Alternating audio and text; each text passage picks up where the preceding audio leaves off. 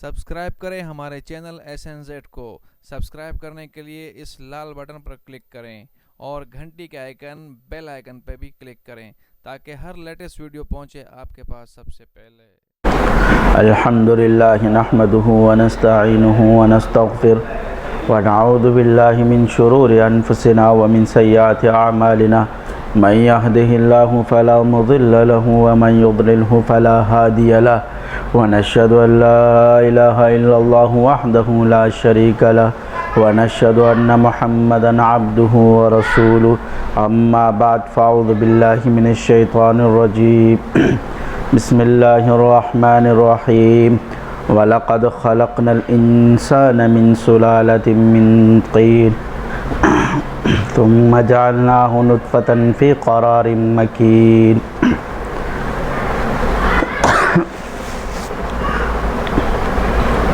میں نے آپ لوگوں کے سامنے جو آیات تلاوت کی ہے، اس میں اللہ رب العزت انسان کی تخلیق کے بارے میں اور حقیقت کے بارے میں بیان فرمایا کہ انسان کو میں نے کس چیز سے بنایا ہے اور اس کی حقیقت اور اس کی تخلیق کیا ہے۔ پھر یہ ساری کائنات اللہ رب العزت نے اس انسان کے لیے بنائی ہے۔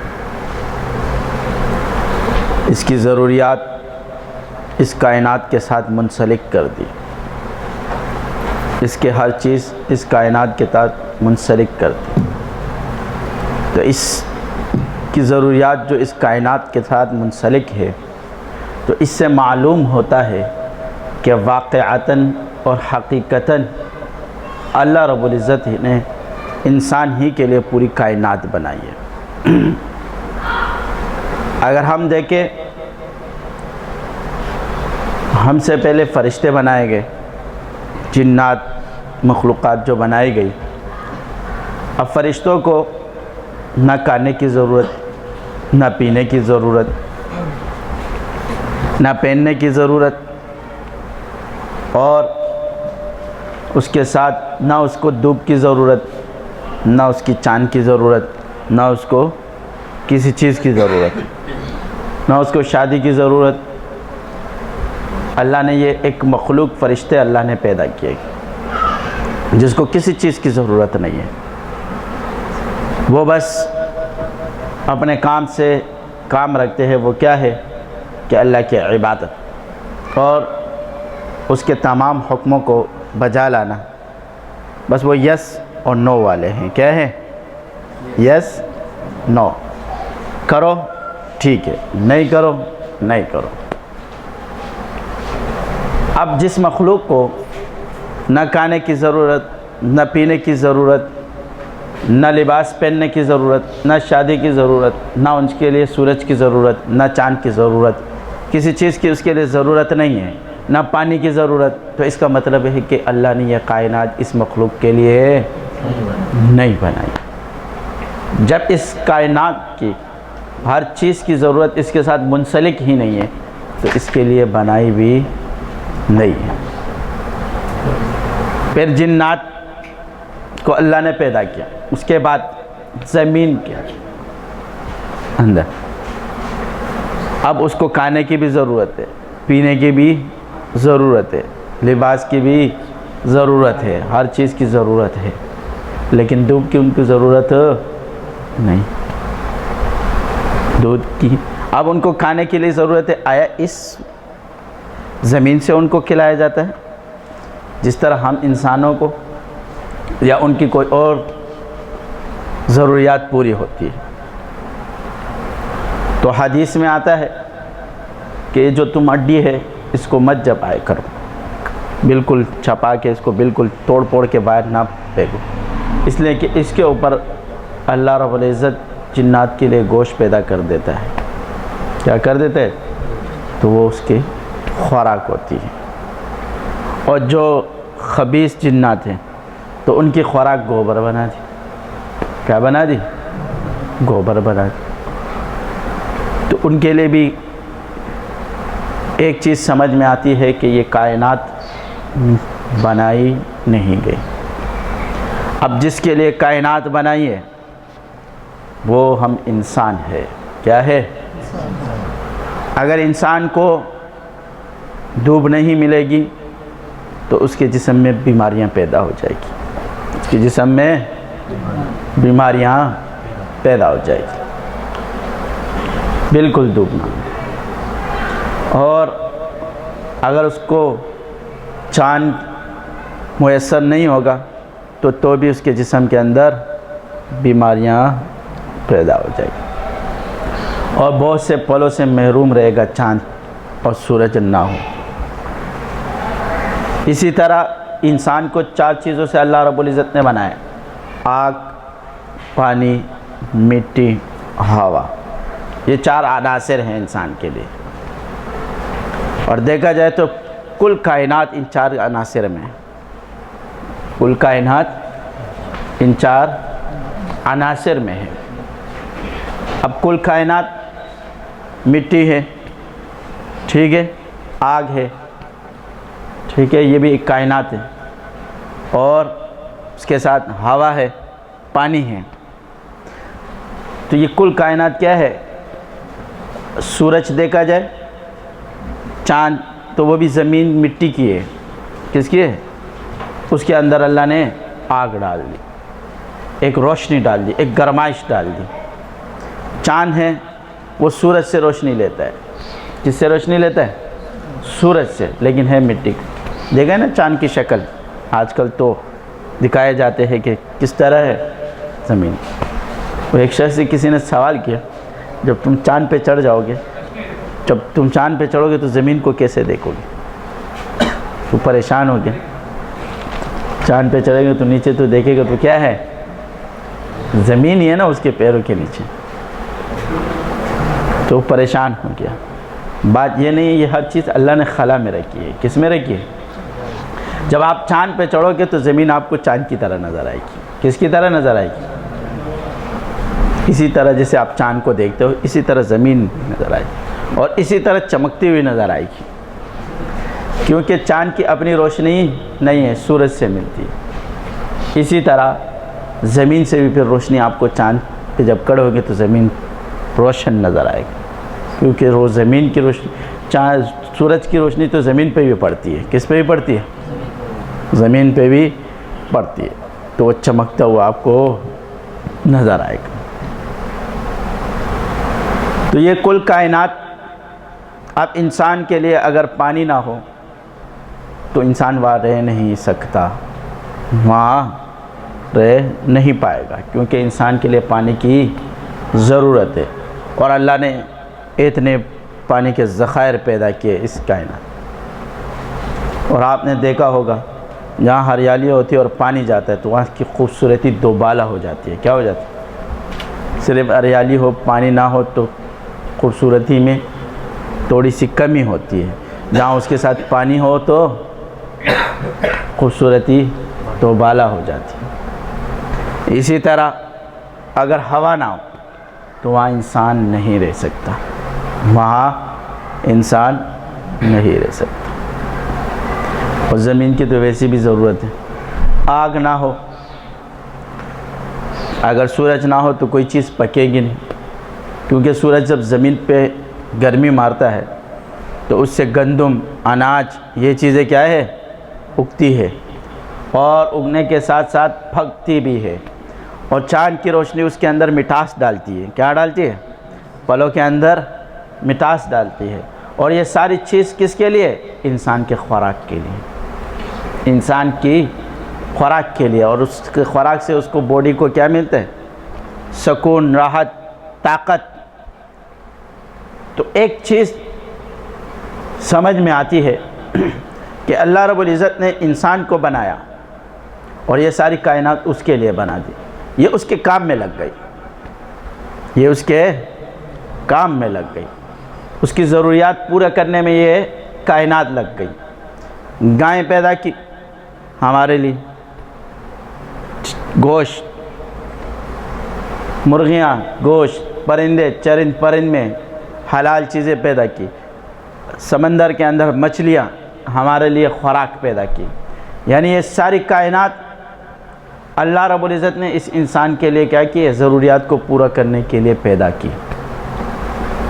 ہر چیز کی ضرورت اس کو دنیا سے اللہ پوری کرواتا ہے. اور فرشتوں کو کمانے کی ضرورت نہیں ہوتی، اس بیچارے کو کمانے جانا ہوتا ہے، اس کو کمانے کے لیے نکلنا ہوتا ہے. کیوں؟ اس لیے کہ اللہ رب العزت ایک چیز اس کو بتانا چاہ رہا ہے کہ جو اپنے ہاتھ سے کمائے گا اس کو کھائے گا، اپنی محنت سے کمائے گا تو اس سے محبت زیادہ ہو جاتی ہے. اس پیسے سے زیادہ محبت ہوتی ہے نا جو خود کماتے ہیں. وہ ایک سیٹ کا خان صاحب کا بیٹا تھا، روزانہ 1000 روپے مل جاتے تھے. کیا مل جاتے تھے؟ روزانہ 1000 روپے مل جاتے تھے. جب صبح رات کو آتا ہے تب باپ بولنے ہاں بیٹا کیا ہوا؟ بیٹا خرچ ہو گیا. کیا ہو گیا؟ خرچ ہو گیا. خرچ ہو گیا. اچھا ٹھیک ہے. روزانہ اس طرح کرتے کرتے ایک دن اس نے سیٹ نے اپنے جو جی ایم تھا اس کو بولتے کہ اس کو 1000 روپے نہیں دینا، اس کو اوپر کچھ کام کروا دینا. کیا کروا دینا؟ آپ کے ابا نے کہا ہے کہ یہ کام کرو صبح سے شام تک تو تمہیں 1000 روپے کیا ہے مل جائیں گے. 3-4 گھنٹے کام کرایا، بندے سے پسینہ نکلا. کیا ہوا؟ یہ کرو وہ کرو، یہ جاؤ ادھر سے ادھر سے یہ کرو، کلیکشن کرو، پلانٹ دکان میں جاؤ. تو گھوما پھرا، رات کو آیا، پیسے 1000 روپے ملے. رات کو جب آیا ابا نے کہا پیسے کہاں ہیں؟ بیٹا کہاں یہ رہے. کیا ہے؟ فوراً نکال کے دکھائے. کہا خرچ نہیں ہوئے. کہا بڑی مشکل سے کمائے. کیا ہے؟ تو اپنی کمائی کیا ہو جاتی ہے؟ پھر وہ خرچ بندے کیا کرتے ہیں؟ آہستہ آہستہ اور سوچ سمجھ کے خرچ کرتے ہیں. اور جب دوسرے دیتے ہیں کیا کرتے ہیں؟ اڑا دیتے ہیں. اب ساری کائنات اللہ رب العزت نے ہمارے لیے لگا دی کہ چلو یہ پل وغیرہ پکاؤ، یہ کرو وہ کرو. اگر یہ نہ ہوتی تو پھر اس کے لیے الگ محنت کی ضرورت ہوتی. اس کے لیے الگ محنت کی ضرورت. ان محنتوں کا اللہ نے کیا کر دیا؟ ہم سے ہٹا دیا. تو اس کی ہمیں قدر بھی نہیں، اس کی ہمیں قدر بھی نہیں. پل میں مٹاس چاند ڈالتا ہے، ہمیں فری میں مٹاس مل جاتی ہے، اس کی ہمیں قدر بھی نہیں. سیب کھا لیتے ہیں، میٹھی چیز کھا لیتے ہیں، اس پر شکر بھی نہیں نکالتے. کیا ہے؟ کھانا مل جاتا ہے کھا جاتے ہیں، شکر بھی نہیں نکالتے، دعا بھی نہیں کرتے. اکثر الحمدللہ الذی اطعمنا وسقانا وجعلنا من المسلمین. اگر کسی نے یاد دلائی بولتے بھول گیا. کیا ہو گیا؟ بھول گیا. فری میں ملی نا. کس میں ملی؟ جب محنت کی ضرورت ہوگی، محنت کریں گے تو خود بخود شکر بندہ نکالے گا. انسان کے اندر شکر کا مادہ خود بخود آئے گا. وہ رب اس نے ساری کائنات کو ہمارے لیے بنا دیا. اور ہمیں کس لیے پیدا کیا؟ ساری کائنات ہمارے لیے پیدا کی. اور ہمیں کس لیے پیدا کیا؟ وَمَا خَلَقْتُ الْجِنَّ وَالْإِنسَ إِلَّا لِيَعْبُدُونِ. میں نے انسان اور جنات کو پیدا نہیں کیا ہے لیکن اپنی عبادت کے لیے. کس کے لیے؟ إِلَّا لِيَعْرِفُونَ. مجھے پہچاننے کے لیے. کس کے لیے؟ پہچاننے کے لیے. اگر ہم دیکھیں تو ایک سورج میں ہم اللہ رب العزت کو پہچان جائیں گے. کس میں؟ ایک سورج میں. 5 منٹ سوچے کہ اتنا بڑا سورج زمین سے کئی گنا بڑا، نہ کبھی یہ زمین سے ٹکرایا ہے، نہ کبھی چاند سورج سے ٹکرایا، نہ چاند کبھی زمین سے ٹکرایا ہے. اپنی روشنی اسی طرح اپنے ٹائم پہ پھینکتا ہے.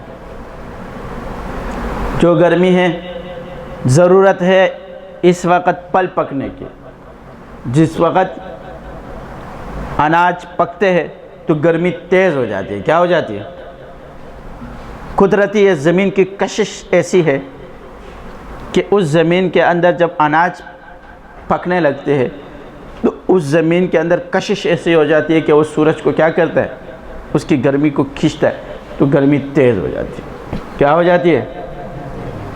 تو وہ ساری چیزیں پکنا شروع، اور اس کے ساتھ وہاں انسان بھی رہتے ہیں۔ اگر انسان کی باڈی کو دیکھا جائے، اگر وہ راحت پسند نہ ہو تو وہ اس گرمی کو برداشت کرتے ہیں، پرواہ بھی نہیں ہوتا، پرواہ بھی نہیں ہوتی۔ لیکن اگر اس نے اپنے آپ کو راحتوں میں ڈالا ہوگا تو وہ گرمی اس کو مار دے گی۔ کیا کر دے گی؟ مار دے گی۔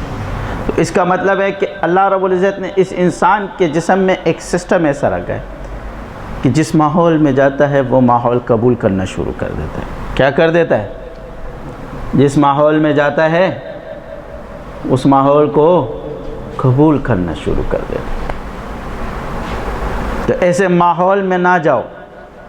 جب آپ نے اپنے جسم کو راحت پسند کر دیا تو پھر گرمی میں جاؤ گے تو تکلیف ہوگی۔ کیا ہوگی؟ تکلیف ہوگی۔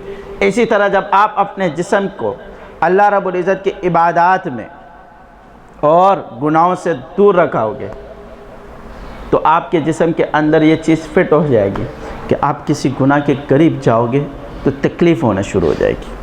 کیا شروع ہو جائے گی؟ جب ایک چیز ہمارے لیے بنائی گئی، سورج، اور اس سے ہم دور رہے، کیا ہے؟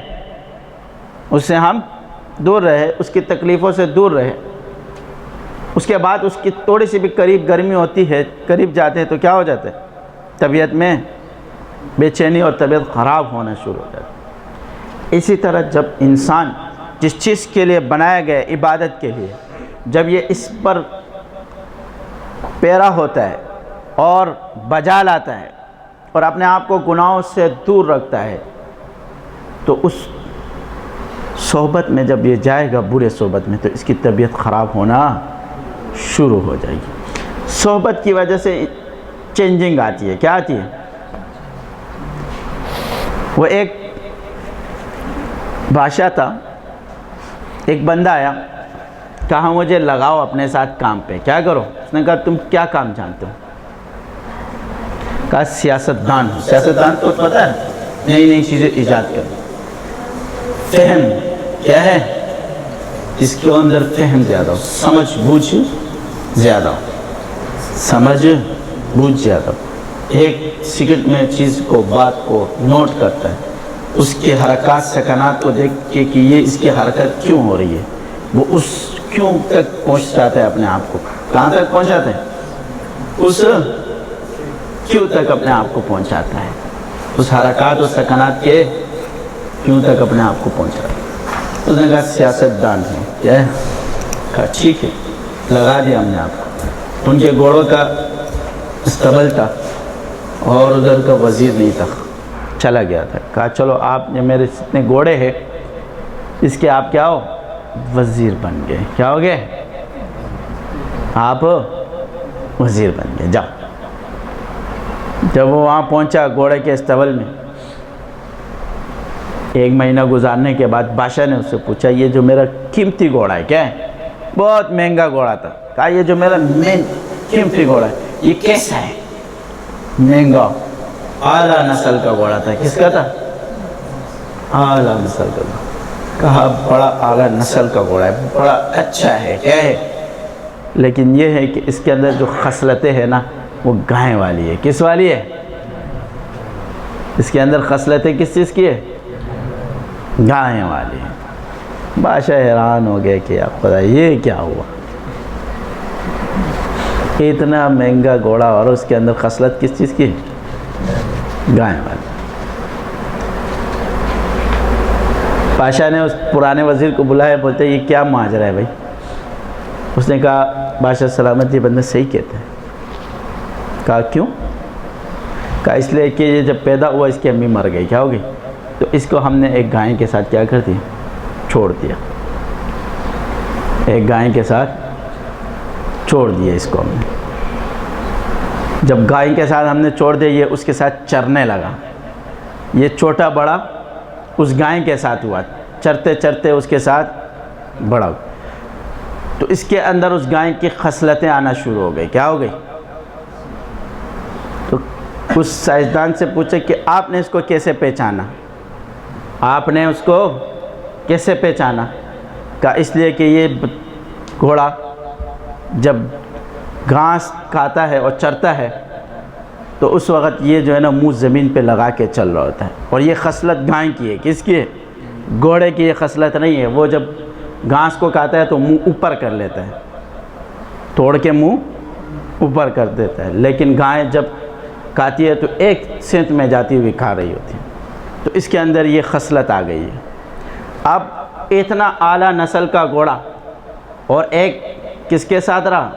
گائے کے ساتھ رہنے کی وجہ سے، اس کی صحبت میں آنے کی وجہ سے کیا بن گیا؟ خصلتیں اس کے اندر داخل ہو گئی۔ کیا ہو گئی؟ خصلتیں داخل ہو جاتی ہے۔ اسی طرح جو شخص، اب اللہ نے ہم انسانوں کو اپنی عبادت کے لیے پیدا کیا اور اپنی یاد کے لیے پیدا کیا ہے۔ قرآن میں جہاں بجہاں اللہ رب العزت فرماتے ہیں کہ میرا ذکر کرو، یا ایھا الذین آمنوا اذکروا اللہ ذکرا کثیرا الذین یذکرون اللہ قیاما وقعودا علی جنوبہم، اٹھتے بیٹھتے چلتے پھرتے میرا ذکر کرو۔ اب ہم ایسے لوگوں کے ساتھ ایسے صحبت میں جائیں گے جہاں اللہ رب العزت کی عبادت ہوتی ہے، یاد ہوتی ہے اور ذکر میں انسان مصروف ہوتا ہے، تو جب ہم اس کی صحبت میں جائیں گے تو وہ والی خصلتیں ہمارے اندر آنا شروع ہو جائے گی، وہ والی عادتیں ہمارے اندر آنا شروع ہو جائے گی۔ اور اگر ہم ایسی مجالس میں نہیں جائیں گے، ایسی مجلسوں میں جائیں گے جہاں پر یہ چیزیں نہیں ملے گی، ہمیں گناہ کے اسباب ملیں گے، تو جب اس صحبتوں میں جائیں گے تو ہم گناہ پہ دور ہوتے چلے جائیں گے، گناہ سے کی طرف چلے جائیں گے اور اللہ رب العزت سے دور ہوتے جائیں گے۔ تو یہ انسان کے اندر اللہ نے صحبت کا ایک مادہ ایسا رکھا ہے کہ جب یہ جس طرح چاہتا ہے صحبت میں چینج ہو جاتا ہے اور اپنی خصلتوں کو چینج کرنا شروع کر دیتا ہے۔ اگر اس کے اندر یہ ارادہ ہو کہ میں نے کیا کرنا، اپنی اس خصلتوں کو چینج کرنا، اور اگر نہ ہو تو بہت مشکل ہے چینج کرنا، بہت مشکل ہے، پھر اس صحبت میں رہتے ہوئے بھی وہ چیزیں چینج نہیں ہوتی ہے، وہ چیزیں چینج نہیں ہوتی ہے۔ محمود غزنوی نے ایک دن پورے مجلس میں کہا لوگوں کو کہ مجھے خضر علیہ السلام دیکھنا ہے۔ کیا دیکھنا ہے؟ مجھے خضر علیہ السلام کو دیکھنا ہے۔ تو ایک آدمی اٹھا کہا کہ میں کیا ہے آپ کو خضر علیہ السلام دکھا دوں گا، لیکن شرط یہ ہے کہ تم مجھے، میں ایک دریا کے کنارے چلہ کروں گا اور میرے گھر کے اخراجات یہ سارے آپ نے اٹھانے ہوں گے اور سارے خرچے آپ اٹھاؤ گے تو میں چلہ کر کے آپ کو کیا کر دوں گا، خضر علیہ السلام دکھا دوں گا۔ اس نے کہا ٹھیک ہے،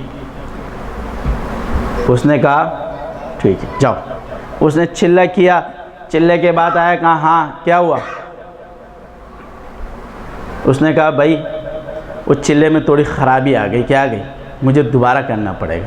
اس نے دوبارہ پیسے دیے، کہا دوبارہ کرو، دوبارہ پورا چلہ گزارا، پھر آیا ہاں کیا ہوا؟ کہا چلے میں تھوڑی اور خرابی آ گئی، پھر جو ہے نا اس طرح 3 مہینے گزر گئے، 4 مہینے۔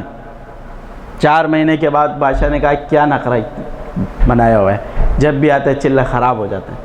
اس نے کہا بادشاہ سلامت، میں کہاں خضر کہاں؟ کیا ہے؟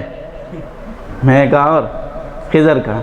مجھے تو پیسوں کی ضرورت تھی، میرے گھر کے خرچے نہیں چل رہے تھے، تو میں نے کہا چلو ایک بہانہ کیا کر دوں، موقع مل گیا، اس موقع سے میں نے فائدہ اٹھایا اور میرے گھر کے خرچے چلنے لگے اور مجھے سارے سسٹم فعال ہونے لگے۔ تو بادشاہ کو غصہ آیا محمود کو، اور اس نے کہا اس بندے کے ساتھ کیا کریں، اس کے ساتھ کیا کیا جائے؟ محمود غزنوی نے کہا، تو ایک وزیر ادھر کھڑا تھا، وزیر سے پوچھا اس کے ساتھ کیا کیا جائے؟ اس وزیر نے کہا بادشاہ سلامت، اس کو کتوں میں جو ہے نا کتوں کے سامنے پھینک دیا جائے اور کتے اس کو خود نوچ کے کیا کر دیں گے، کھا لیں گے۔ دوسرے سے پوچھا، دوسرے وزیر نے کہا اس کے ساتھ کیا کیا جائے؟ اس نے کہا اس کا بوٹی کر کے جو ہے نا باہر پھینک دی جائے۔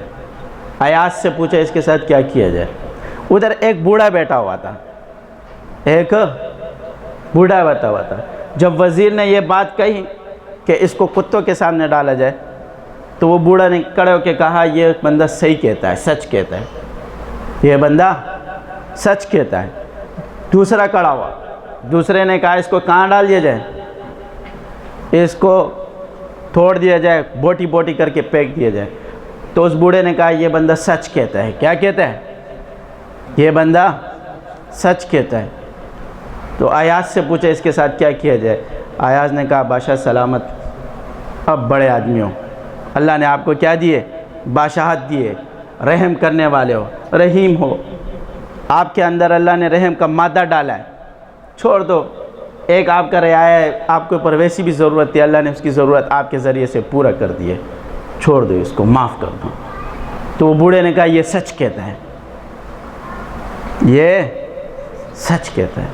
محمود غزنوی بڑا پریشان ہوا، اس بوڑھے سے کہا کہ آپ نے اس کے بارے میں بھی کہا سچ کہتا ہے، اس کے بارے میں بھی کہا سچ کہتا ہے، اس کے بارے میں، تینوں کے بارے میں کہا سچ کہتا ہے، ان تینوں کے بارے میں یہ کیا ماجرا ہے؟ اس نے کہا بادشاہ سلامت، یہ جس نے کہا ہے کہ اس کو کیا کرو، کتوں کے پاس اس کو ڈال دو، اصل میں یہ بادشاہوں کے کتے پالتا تھا، اس کا باپ کیا کرتا تھا؟ اس کا باپ بادشاہوں کے کتے پالتا تھا، اور یہ اپنے باپ کے ساتھ کیا ہے، چھوٹا بڑا ہوا کتوں کو دیکھتا رہا، اس کی جو ہے نا خونخواری دیکھتا رہا۔ آپ نے اس کو وزیر بنا دیا، اتنا بڑا عہدہ دے دیا، کیا کر دیا؟ آپ نے اس کو ڈائریکٹ کیا کر دیا؟ بنا دیا، اتنا بڑا عہدہ دے دیا۔ تو اس کے اندر جو خصلت تھی وہ خصلت نکلی نہیں ہے، یہ اپنی خصلت پہ آ گیا، کیا ہے؟ اس لیے یہ کہتا ہے اس کو کیا کر دو، کتوں کے پاس ڈال دو۔ اور یہ دوسرا، اس کا والد کیا ہے؟ کسائی ہے، ہمیشہ اس نے یہی چیزیں دیکھی ہے، لوگ گایوں کو کاٹنا پیٹنا، یہ وہ گوشت بنانا، یہ اس نے اپنی زندگی میں ہمیشہ سے دیکھا ہے اپنے والد کے ساتھ۔ جب بڑا ہو گیا، آپ نے اس کو ایک عہدہ دیا، ایک وزیر، آپ نے اس کو چناؤ کر دیا، تو اس کی خصلت وہی تھی، تو یہ وہی بات کرے گا جو اس کے اندر چیز موجود ہے، کیا ہے؟ جو یہ دیکھتے ہوئے آ رہا ہے۔ اور فرمایا یہ جو آپ کے سامنے ایاز کھڑا ہے، یہ سید زادہ ہے، کیا ہے؟ یہ کیا ہے؟ سید زادہ ہے، یہ سید ہے، اس کے اندر یہی خصلت ہے، رحم کرنے کا، لوگوں کے اندر، لوگوں کے ساتھ رحم کرنے کا، معافی کا۔ تو اس نے وہی چیز بیان کر دی جو اس کے اندر موجود تھی، جو اس کے اندر موجود تھی۔ تو محمود غزنوی نے سید ایاز کو یوں دیکھا، آپ نے تو مجھے کبھی بتایا نہیں کہ میں سید ہوں۔ وہ خاموش رہ گیا۔ کیا ہو گیا؟ وہ کہا آپ کون ہو؟ اس بوڑھے سے کہا۔ ایاز نے کہا یہ خضر علیہ السلام ہے، یہ کیا ہے؟ جس سے میری روزانہ ملاقات ہوتی ہے۔ تو جو تمہاری خصلتیں ہوگی، جو عادتیں ہوگی، تو اس چیز کے ساتھ ساتھ تمہیں اللہ وہ چیز دیتا رہے گا۔ عہدہ لینے سے، آنے سے پہلے اپنی خصلتوں کو کیا کرے؟ نکال دے، بری خصلتوں کو نکال دے۔ وہ ساری صحبتیں جو بری ہمیں ملی ہے، اس صحبتیں سے دور رہے، تو اچھی خصلتیں، اچھی صحبتیں ہمارے اندر آنا شروع ہو جاتی۔ اس لیے اللہ رب العزت نے فرمایا یا ایھا الذین آمنوا اتقوا اللہ وکونوا مع الصادقین، تقوی اختیار کرو، وکونوا مع الصادقین، اور سچوں کے ساتھ ہو جاؤ۔ جو صادقین ہے، جو اس درجے تک پہنچ گیا، جس نے اپنی خصلتیں نکال دیے بری، جنہوں نے اپنی بری خصلتیں نکال دیے، جو بری عادتیں ہیں نکال دی ہے، آپ ان کے درمیان بیٹھو، ان کے ساتھ بیٹھو، تو ان لوگوں سے یہ چیزیں ہٹ چکی ہے، تو یہ آپ سے بھی ہٹنا شروع ہو جائے گی۔ تو پھر آپ کو کیا ملے گا؟ علم القلب ملے گا، علم القلب، یعنی قلب کا علم ملے گا۔ جب آپ کا علم، آپ کا قلب پاک ہونا شروع ہو جائے گا، اور آپ کا نفس پاک ہونا شروع ہو جائے گا، تو یا ایھا النفس المطمئنہ ارجعی الی ربک راضیۃ مرضیہ فادخلی فی عبادی وادخلی جنتی۔ اے نفس مطمئنہ کس کی طرف لوٹو؟ ارجعی الی ربک راضیۃ مرضیہ، اپنی رب کی رضا کی طرف لوٹو۔ کس کی طرف لوٹو؟ رب کی رضا کی طرف لوٹو۔ تو جب آپ کا نفس اطمینان کی طرف آئے گا، اور یہ اطمینان کہاں سے ملے گا؟ یہ قرآن نے خود بیان کیا اس اطمینان کو۔ اس اطمینان کو کہاں سے؟ الا بذکر اللہ تطمئن القلوب، کدھر سے ملے گا؟ الا بذکر اللہ تطمئن القلوب، تمہیں یہ اطمینان قلب نفس اور اطمینان قلب میرے ذکر سے ملے گا۔ جب آپ میرا ذکر کرو گے تو کیا ہوگا؟ دل مطمئن ہونا شروع ہو جائے گا۔ تو رضا بر قضا پر جب آپ کے ساتھ کوئی بھی معاملہ ہوگا، کوئی تکلیف آئے گی، تو آپ رضا بر قضا پہ رہو گے کہ بس یہ اللہ کا کیا تھا، یہ اس کی مرضی تھی، یہ اس کی رضا تھی، یہ تکلیف آئی، اس پر صبر کرو گے۔ ان اللہ مع الصابرین، اللہ صبر کرنے والوں کے ساتھ ہے۔ کس کے ساتھ ہے؟ صبر کرنے والوں کے ساتھ ہے۔ اور اگر آپ کو کوئی نعمت ملے گی تو لئن شکرتم لازیدنکم ولئن کفرتم ان عذابی لشدید، تو اس نعمت پر آپ شکر نکالو گے۔ کیا کرو گے؟ شکر نکالو گے تو اللہ اور نعمتوں کو بڑھا دے گا۔ کس سے بڑھا دے گا؟ جب آپ کو کیا ملے گا؟ اطمینان۔ تو اللہ رب العزت نے کہا ہے کہ اپنے نفس کو مطمئن کر دو، اس کے طریقے بھی قرآن میں بیان کر دی۔ یہ نہیں کہ طریقوں کو کیا کر دیا؟ بیان نہیں کیا، اس کے ایک طریقہ بیان کیا، یا ایھا الذین آمنوا اتقوا اللہ وکونوا مع الصادقین۔ کس میں بیٹھ جاؤ؟ سچوں میں بیٹھ جاؤ، تو اطمینان شروع ہو جائے گا۔ دوسرا کیا بیان کیا؟ الا بذکر اللہ تطمئن القلوب، اطمینان قلب کس سے ملتا ہے؟ ذکر سے ملتا ہے۔ جب آپ ذکر سے اطمینان قلب مل جائے گا تو پھر اللہ رب العزت نے فرمایا الا ان اولیاء اللہ لا خوف علیہم ولا هم یحزنون، جو میرے دوست ہے، کیا ہے؟ جو میرے دوست ہے تو ان کو کیا ہے؟ نہ خوف ہوتا ہے نہ ڈر ہوتا ہے۔ یہی لوگ اطمینان میں ہوتے ہیں۔ خوف اور ڈر کا مطلب یہ ہے کہ ان کو پتہ ہے آمنت باللہ وملائکتہ وکتبہ ورسلہ والیوم الآخر والقدر خیرہ وشرہ من اللہ تعالی، جو خیر اور شر کس کی طرف سے؟ والقدر خیرہ وشرہ من اللہ تعالی والبعث بعد الموت، اس کو شر اور خیر دونوں پہنچے گی، لیکن یہ اطمینان ہوگا، اس کو کیا ہوگا کہ بس اس کے اوپر راضی رہے گا۔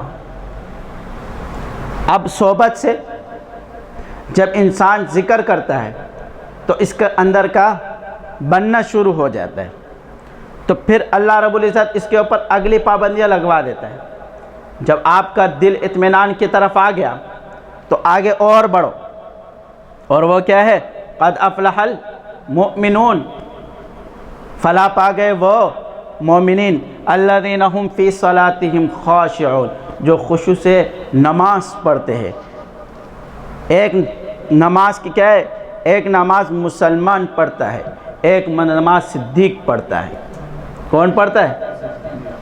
ایک نماز مسلمان پڑھتا ہے، اس کے لیے اللہ رب العزت نے کس کو بیان کیا؟ الذین یؤمنون بالغیب ویقیمون الصلاۃ ومما رزقناہم ینفقون، کہ نماز کو کیا کرو؟ قائم کرو، اپنے وقتوں میں قائم کرو۔ تو یہ مسلمان نماز پڑھتا ہے، اس کا دھیان کہیں بھی ہوتا ہے، فرض اس سے کیا ہو جاتے ہیں؟ ادا ہو جاتی۔ اور ایک نماز وہ بندہ پڑھتا ہے جو کیا ہے؟ صحبت میں رہتا ہے اور کمال تک پہنچتا ہے، صدیق، تو اس کے لیے کیا ہے؟ قد افلح المؤمنون الذین هم فی صلاتہم خاشعون، خشوع سے پڑھتا ہے۔ اور پھر یہی لوگ والذین هم عن اللغو معرضون، لغو چیز سے، یعنی وہ چیز جو عام لوگوں کے نزدیک کیا ہے؟ بری نہیں ہے، اور شریعت بھی اس کو کیا ہے؟ مباح کہتی ہے، شریعت بھی اس کو مباح کہتی ہے، تو وہ اس سے بھی بچتا ہے، اپنے آپ کو کیا کرتا ہے؟ بچاتا ہے، دور کرتا ہے۔ والذین هم عن اللغو معرضون والذین هم للزکاة فاعلون والذین هم لفروجہم حافظون۔ اور پھر یہ پورا اللہ رب العزت اس کی کیا ہے؟ اس بندے کی چیزیں بیان کر رہا ہے، 10 چیزیں کہ امانت میں خیانت نہیں کرتا ہے، اور جو عہد کرتا ہے اس عہد کی پیمان کرتا ہے، اس کو پاسداری کرتا ہے۔ تو یہ کون لوگ ہیں؟ یہ صدیقین کے درجے پر جب یہ ذکر سے اطمینان پہ پہنچتا ہے تو ان کو کہا جاتا ہے کہ اب ان چیزوں سے بھی بچو۔ ان چیزوں سے جب بچو گے، کیونکہ دنیا کیا ہوتی ہے، جب آپ بنو گے تو دنیا تمہاری اقتدا کرے گی۔ کیا کرے گی؟ وہ آپ کی اقتدا کرے گی، تو جو فعل آپ کرو گے وہ لوگ اس کو کرتے رہیں گے۔ تو یہ اس درجے تک پہنچنے کے لیے اللہ رب العزت نے راستے ہمیں کتنے بتا دیے؟ 2، ایک ذکر کا اور دوسرا اس کے ساتھ صحبت کا۔ یعنی یہ دونوں چیزیں کیا ہوئی؟ لازم ہوئی، کہ ذکر کے ساتھ صحبت لازم ہے، یعنی شیخ کی صحبت میں آتے رہو۔ یہ نہیں کہ آپ نے ذکر لے لیا اور آپ دور بیٹھ گئے، نہ پھر شیخ کی صحبت میں کبھی آئے اور نہ اس طرف پلٹ کے دیکھا۔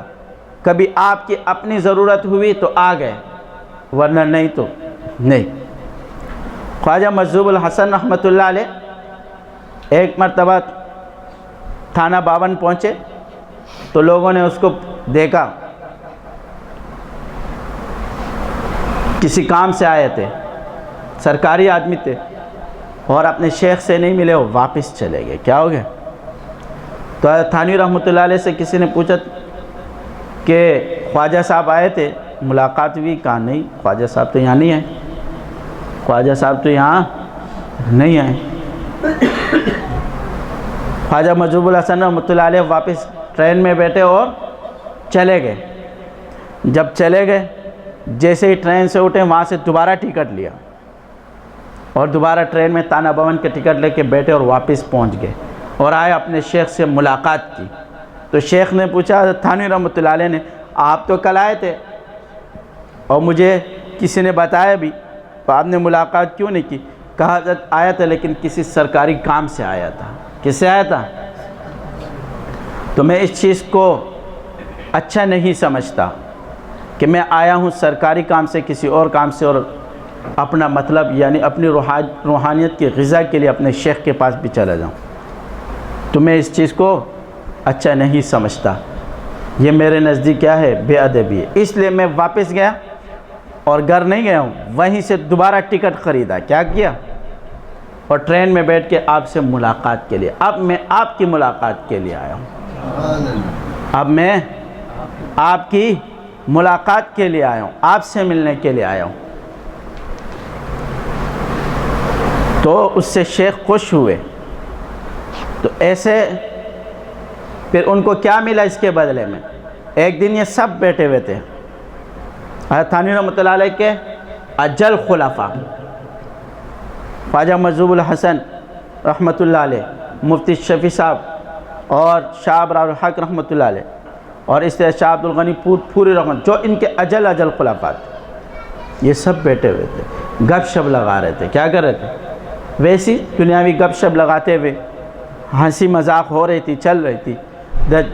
جب ختم ہوئی تو خواجہ مجذوب الحسن رحمۃ اللہ نے سوال کیا، کہا ہم نے جتنا ٹائم گپ شپ لگایا اور مذاق کیا، اتنے ٹائم کس کس کا دل اللہ رب العزت سے جڑا ہوا تھا؟ اپنے خالق سے کس کس کا دل جڑا ہوا تھا اور کس کا غافل تھا؟ تو سب خاموش ہو گئے۔ کیا ہو گئے؟ کیونکہ سب کیا ہے؟ گپ شپ میں اور مذاق میں وقت گزر رہا تھا۔ تو خواجہ مجذوب الحسن رحمۃ اللہ علیہ نے فرمایا کہ الحمدللہ اتنے وقت جو میں نے آپ لوگوں کے ساتھ گزارا اور جتنا گپ شپ لگایا، اتنے ٹائم میں ایک سیکنڈ بھی میرا اللہ رب العزت سے دل دور نہیں ہوا۔ ہر ٹائم اتنے میں ہنس بھی رہا ہوں، مذاق بھی کر رہا ہوں، گپ شپ بھی لگا رہا ہوں، لیکن میرا دل دست بکار، دل بیار، دل میرا اللہ رب العزت کے ساتھ جڑا ہوا ہے۔ تو یہ دل ایک سیکنڈ کے لیے بھی کیا ہے؟ نہیں ہٹا۔ یہ کیوں؟ اس لیے کہ انہوں نے کیا کیا؟ اپنی شیخ کی خدمت اور ان کا ادب اتنا بجا لایا کہ اللہ رب العزت نے اس کو اس کے انعامات دیے. کیا دیے؟ اور وہ انعامات کہ اپنی یاد میں ایک سیکنڈ بھی دور نہیں رہتا. اور وہ اللہ رب العزت کل یوم ہوا فی شأن، ہر دن اس کی ایک نئی شان ہوتی ہے. کیا ہے؟ تو وہ اپنے شان کے موافق، کیونکہ اس کائنات کو پیدا کرنے والا کون ہے؟ وہ رب ہے. اور ہمیں پیدا کرنے والا وہی اللہ ہے. وہ ہمارے مزاجوں کو جانتا ہے، وہ ہمارے اندر جو باتیں چل رہی وہ اس کو جانتا ہے. ہم کیا چاہتے ہیں وہ ہماری چاہتوں کو جانتا ہے. کوئی اور انسان ان چیزوں کو سمجھ نہیں پاتا، کوئی انسان اس چیز کو سمجھ نہیں پاتا، لیکن وہ خالق ہے، وہ ہر چیز کو کیا ہے؟ سمجھتا ہے اور جانتا بھی ہے کہ یہ کیا چاہتا ہے اور اس کا مقصد کیا ہے.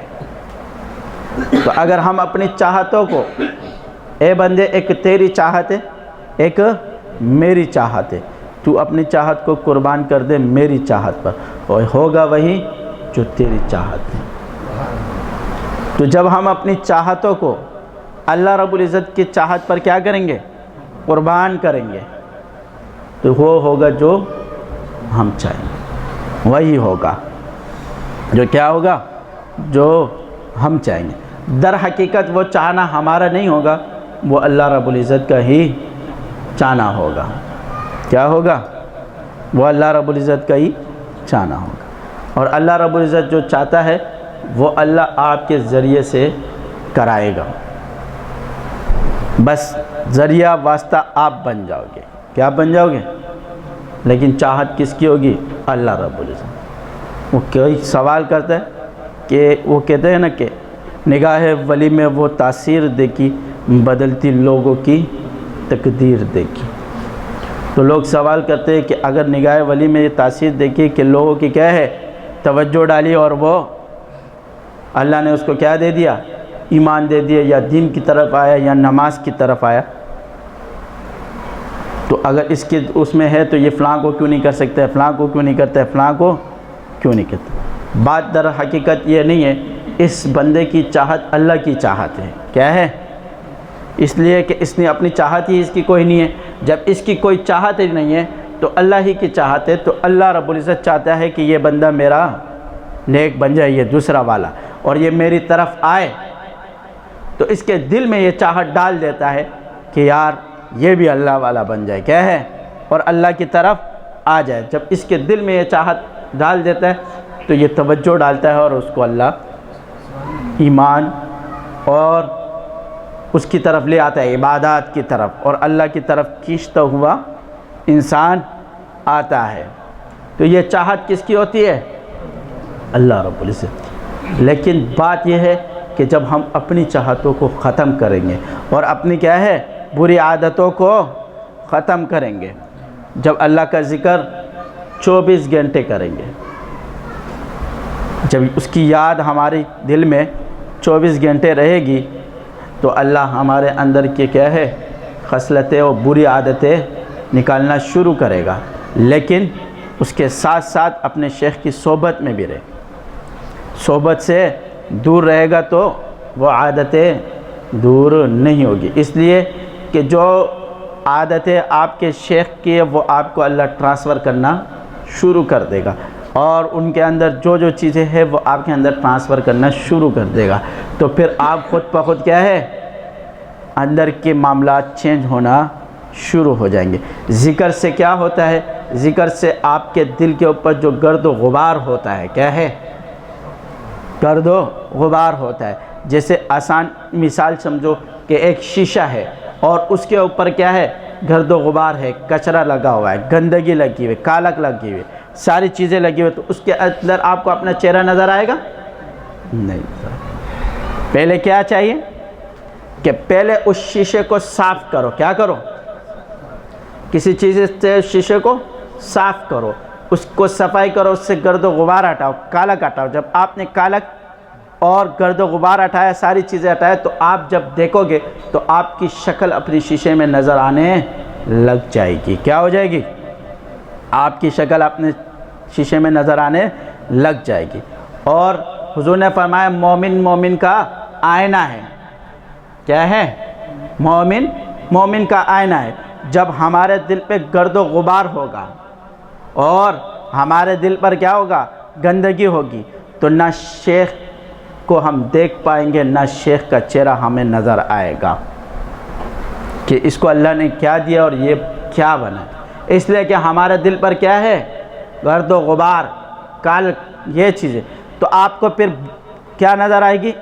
شیطان وسوسے ڈالے گا, اور شیخ کی برائیاں سب سے پہلے وہ شیخ کے بارے میں وسوسہ ڈالتے ہیں. کس کے بارے میں؟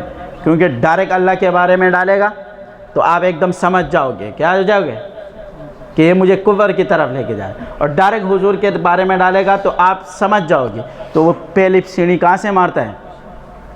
یہاں سے مارتا ہے. جب یہ یہاں سے بدگمان ہوگا پھر خود بخود آ کے جائے گا. اس کی وجہ کہ ہمارے دل پر گرد و غبار ہے. کیا ہے؟ ہمارے دلوں پر گرد و غبار ہے.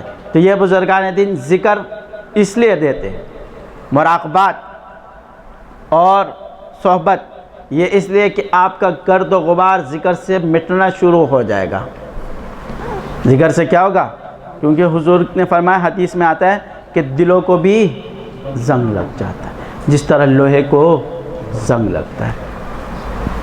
تو صحابہ نے فرمایا یا رسول اللہ صلی اللہ علیہ وسلم, اس کے ہٹانے کا طریقہ اور اس زنگ کو ختم کرنے کا طریقہ کیا ہے؟ فرمایا ذکر کے حلقے. کیا فرمایا؟ ذکر کے حلقے. جب آپ ایسے حلقوں میں اور ایسے مجالسوں میں جاؤ گے اور ایسی صحبتوں میں بیٹھو گے تو آپ کے ذکر سے زنگ ہٹنا شروع ہو جائے گا, اور جو وہ کالک لگی ہے وہ جب ہٹنا شروع ہو جائے گا تو آپ کا دل آئینہ بن جائے گا. کیا بن جائے گا؟ آئینہ بن جائے گا. تو پھر جب آئینہ بنے گا تو وہ شیخ کی عادتیں آپ کے اندر کیا ہے؟ آنا شروع ہو جائے گی. کیوں؟ اس لیے کہ اب چہرہ نظر آنے لگ گیا. تو یہ ذکر اس چیز کو کیا کرتا ہے؟ اب ایک چیز قرآن نے بیان کی, ذکر بھی اور صحبت بھی. تو اب ذکر سے کیا ہوا؟ وہ چیزیں ساری کیا ہو گئی؟ ختم ہو گئی. جو اس کے اوپر گرد و غبار تھا, اس دل کے اوپر زنگ تھا, جب وہ ہٹ گیا, اور حدیث نے بھی بیان کیا, اب آپ کا دل صاف ہونے لگا. جب صاف ہو گیا تو اب صحبت میں آؤ. کیا کرو؟ اب شروع سے صحبت کے ساتھ اب صحبت اور زیادہ کرو, تاکہ وہ خصلتیں کیا ہے آپ کے اندر آنا شروع ہو جائے. وہ عادتیں آپ کے اندر, اچھی عادتیں آنا شروع ہو جائے. تو یہ صحبت سے پھر آپ کے اندر آنا شروع ہو جائے گی. اس کے لیے, اسی لیے جو بندہ ذکر میں 24 گھنٹے رہتا ہے تو اس کا دل صاف ہونا شروع ہو جاتا ہے. رشید احمد گنگوئی رحمۃ اللہ علیہ فرماتے ہیں, اللہ کا ذکر اور اللہ کا نام بغیر کسی منافع کے, یعنی آپ کے دل میں یہ چیز نہیں ہو کہ میں اللہ کے لیے کر رہا ہوں, اپنے مقصد کے لیے کر رہا ہوں, غفلت میں کر رہا ہوں. اب کوئی اللہ کی یاد نہیں ہے, غفلت میں لیا آپ نے. کیا لیا؟ تو اگر آپ نے غفلت میں بھی اللہ کا نام لیا تو یہ بھی فائدے سے خالی نہیں, یہ بھی فائدے سے خالی نہیں, وہ بھی اپنا کام کر جائے گا خود بخود. آپ غفلت سے لیتے لیتے لیتے خود بخود کیا ہو جائے گا؟ دل بننا شروع ہو جائے گا. غفلت سے لو. اس لیے حضرت تھانوی رحمۃ اللہ نے فرمایا, جو کام شروع کرتے ہو اگر آپ کے دل میں اس کے لیے یہ آتی ہے یہ بات کہ یہ ریا ہے, کہ میں ریا کر رہا ہوں, کرو. ریا کے لیے کرو. کیا کرو؟ چھوڑو نہیں. ریا کے ڈر سے اس کام کو مت چھوڑو, کرو, ریا کے لیے کرو. جب آپ اس کو کرو گے ریا کے لیے تو وہ ریا سے خود بخود کیا بن جائے گی؟ عادت بن جائے گی آپ کی. کیونکہ جب آپ ایک کام روزانہ کرتے ہو, ایک جگہ روزانہ آپ جاتے ہو, ویسی جاتے ہو, تو آپ کی عادت بن جائے گی. تو وہ ریا عادت میں خود بخود چینج ہو جائے گی. اب آپ نے ریا کے ڈر سے عبادت نہیں چھوڑی تو وہ عبادت آپ کی عادت بن گئی. اب جب عادت بن گئی تو آپ چلتے چلتے وہ عادت خود بخود عبادت ہو جائے گی. جب عبادت ہو جائے گی تو اس کے بعد آپ کے دل میں خود آئے گا کہ یار میں نے جتنی عبادت پیچھے کی ہے وہ تو میں نے لوگوں کے لیے کی تھی. کس کے لیے کی تھی؟ لوگوں کے لیے کی تھی. تو اس پر آپ استغفار پڑھ لو گے تو اللہ اس عادت کو اور اس ریا کو بھی عبادت بنا دے گا. اس عادت کو اور اس عبادت کو، ریا کو بھی عبادت بنا دے گا. تو ریا کے ڈر سے اور لوگوں کے اس سے اس چیز کو مت چھوڑو، شروع کرو لیکن دوام رکھو اس پر. کیا رکھو؟ دوام رکھو. تو وہ ریا والی چیز آپ کے خود بخود عادت اور عادت سے عبادت بن جائے گی. اس لیے حضرت تھانوی رحمۃ اللہ نے فرمایا ابھی تو شریعت طبیعت شریعت بن گئی. ابھی تو شریعت طبیعت اور طبیعت شریعت بن گئی. یعنی ہم نے اپنی طبیعتوں میں شریعت کو ڈال دیا. کیا کر دیا؟ اتنی محنت کی کہ شریعت کو کیا کر دیا؟ طبیعتوں میں ڈال دیا. جب شریعت طبیعت بن گئی تو طبیعت خود بخود جو ہے نا، پھر کیا ہوا؟ تو طبیعت خود شریعت ہو گئی. اب ہماری طبیعت ہی چاہتی ہے کہ جو کام ہو وہ شریعت کے موافق ہو، اور طبیعتیں پاک ہونا شروع ہو جاتی ہے. کب؟ جب انسان اللہ کی طرف آنا شروع ہوتا ہے اور صحبت اور ذکر اذکار کے ساتھ. تو یہ دونوں چیزیں لازمی ہیں. کیا ہے؟ لازمی ہے. اور آپ لوگوں کو پتہ ہے کہ ہمارا اجتماع بھی کیا ہے؟ بالکل قریب آ گئے، بالکل قریب آ گئے. تو اس کے لیے کوشش کریں جان مال وقت تینوں سے. کس سے؟ جان مال وقت. اس 3 دن میں اللہ آپ کو وہ چیز دے گا کہ آپ کا پورا سال جو ہے نا اس 3 دن کے اوپر منحصر ہو جائے گا. اللہ آپ کو پوری سال کی روحانیت اس 3 دن میں دے دے گا. اس 3 دن میں دے دے گا. یہ 3 دن ہمارے وہ کہتے ہیں نا کہ آفر کبھی کبھی لگ جاتی ہے. کیا لگ جاتی ہے؟ کبھی کبھی آفر لگ جاتی ہے کہ 1000 کی چیز 100 روپے میں مل رہی ہے. 1000 کی چیز 100 روپے میں مل رہی ہے. تو پھر وہاں رش لگ جاتا ہے. کیا لگ جاتا ہے؟ کہ یار 1000 روپے کی چیز 100 روپے میں مل رہی ہے، لو.